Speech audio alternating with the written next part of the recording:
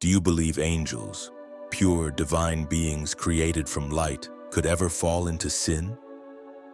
What if I told you that two angels were sent down to earth not to rescue mankind, but to test it? What if their mission wasn't to save, but to tempt?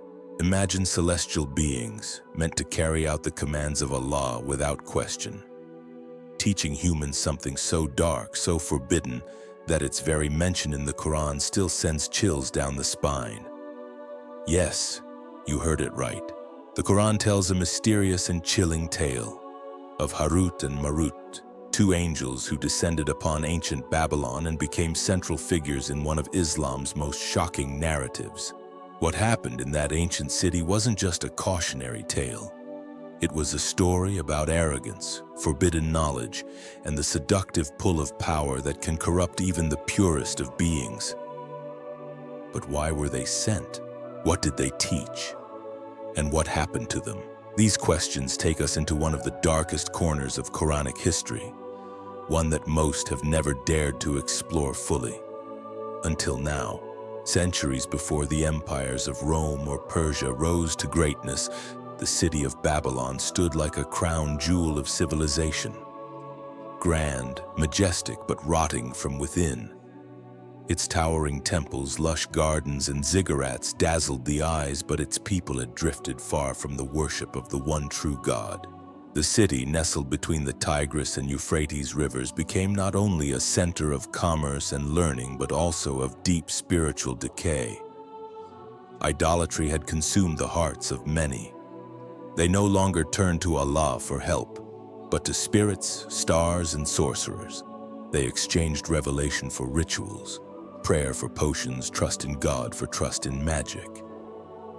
Black magic, or sihr, flourished. People began invoking jinn, casting spells, seeking to control fate itself. It was in this toxic environment, full of whispers and enchantments, that Allah sent a divine test unlike anything humanity had ever seen. Now think about this. Mankind had always arrogantly claimed, if we were like the angels, we wouldn't sin. It was a bold statement, rooted in pride and ignorance.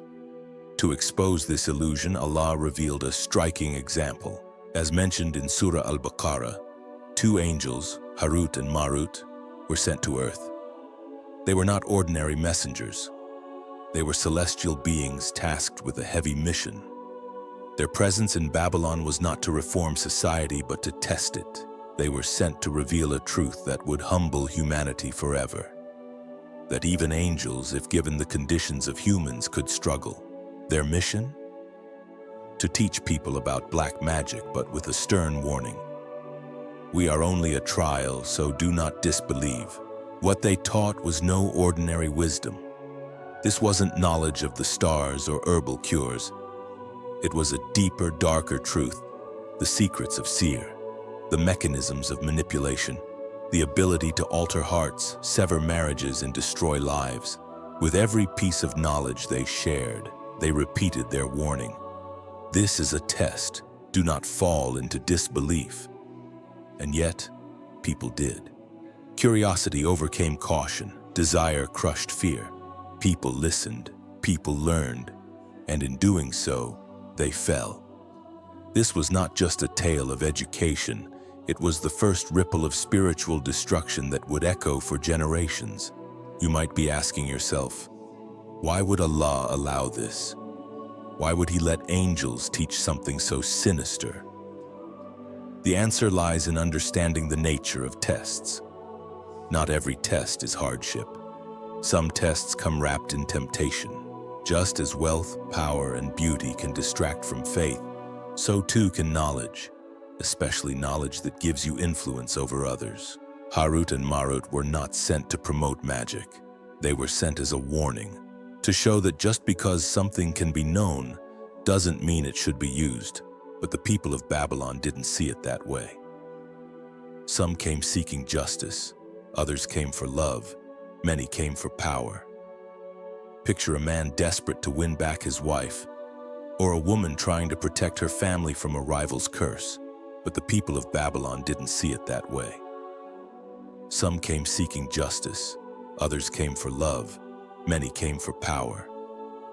Picture a man desperate to win back his wife, or a woman trying to protect her family from a rival's curse. The Quran describes something even more terrifying. The magic they learned from Harut and Marut caused separation between husband and wife. This wasn't entertainment. It wasn't harmless spells. This was real. This was destructive. It corrupted the foundation of society, marriage, family, trust. What Allah had joined together was being torn apart by whispers and potions. The city, once proud and prosperous, became a breeding ground for betrayal and broken homes. People were no longer seeking God, they were seeking control. So who were Harut and Marut? According to some narrations, they were angels who once believed they could withstand the tests of earth better than mankind. They looked upon human sin and said, "Had we been in their place, we would not disobey." So Allah allowed them to descend, but in human form, to experience temptation, to feel desire, to carry the burden of choice. Tafsir Ibn Kathir explores this concept deeply, suggesting that their very mission was born out of their own overconfidence. And so, they too were tested. Their mission wasn't to glorify themselves, it was to teach humanity a lesson it would never forget. Other scholars believe the entire story is layered with symbolism, that Harut and Marut didn't teach magic literally, but represented the dual nature of knowledge. It can heal or harm, bless or destroy. Knowledge is not evil, but without taqwa, without God consciousness, it can become deadly. It becomes a tool for arrogance, manipulation, and rebellion. This is the core of what makes the story so powerful. It's not about two angels. It's about what lies within every soul, the hunger for power, and the danger of thinking you are above sin. Now let's revisit Babylon, not just as a place in history, but as a symbol. Imagine its towering ziggurats, its hanging gardens, its priests and mystics roaming crowded streets. But beneath this glamour was rot. Black magic was traded like gold. Curses were more common than prayers. People wore talismans made from bones, buried jinn-invoking scripts under doorsteps, and turned to dark spirits to destroy enemies. The darkness wasn't just in the alleys, it was in hearts. And in the middle of it all stood Harut and Marut, two figures of divine origin surrounded by shadows, repeating a warning that few would heed. The story of Harut and Marut is not just ancient history, it's a reflection of the present. Even today, black magic in Islam remains a very real issue. In some cultures it's normalized, in others it's hidden, but its effects are just as devastating. Broken families, sleepless nights, unexplained sicknesses, hatred with no reason. The whispers that destroy peace in the home. These are not fictional tales, they are consequences of tampering with what Allah has forbidden. So why do people still seek it? Because forbidden knowledge is seductive. It offers power in a powerless world. It promises justice when nothing else works. It tempts with the illusion of control, but it never ends well. Like the people of Babylon, those who turn to seer don't gain peace, they lose it. They become trapped in fear, paranoia, and spiritual decay. But the story takes a haunting turn.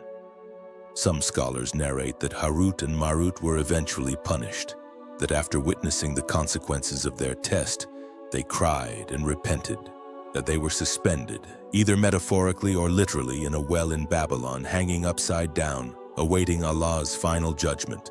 Whether you take this literally or not, the symbolism is powerful. Even angels, when placed in the human condition, can stumble. Even beings of light, when exposed to the weight of desire, can fall. Now ask yourself, if even angels weren't immune, what makes us think we are? How often do we flirt with sin, convinced we're strong enough to resist it? How often do we seek shortcuts, compromising our faith for temporary gain? The story of Harut and Marut is a loud, echoing reminder. No one is above being tested, and no one is safe without Allah's protection. You might now be wondering, is all magic evil in Islam? The answer requires reflection. Islam makes a clear distinction. Miracles performed by prophets, mujizat, are divine signs, but magic, sihr, is condemned. It aims to interfere with the laws of nature and divine will. It manipulates, it harms, it deceives. It often involves shirk, associating partners with Allah. That is why it's listed among the major sins in Hadith. It's not a game, it's a gateway to destruction. Prophet Muhammad, peace be upon him, didn't just warn against sihr, he taught us how to protect ourselves from it, through daily prayers, through verses like Ayat al-Kursi, through Surah al-Falaq and Surah an-Nas, through placing our trust in Allah and avoiding shady practices. This is not just spiritual hygiene. It is survival in a world full of unseen dangers. But before we end, ask yourself something important. What is your Babylon? What is the thing in your life that tempts you to compromise your faith? Is it the promise of fame? Is it the desire to win back someone you lost? Is it the jealousy that burns within you? Every generation has its own Babylon. Every soul has its own test, and every one of us will stand before a version of Harut and Marut, a moment where we must choose between what is right and what is powerful.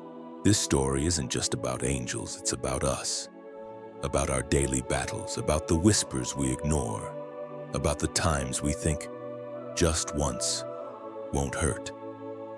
But every time we take that path, we move closer to the darkness and further from the light. In the end, the story of Harut and Marut is a warning, but also a guide.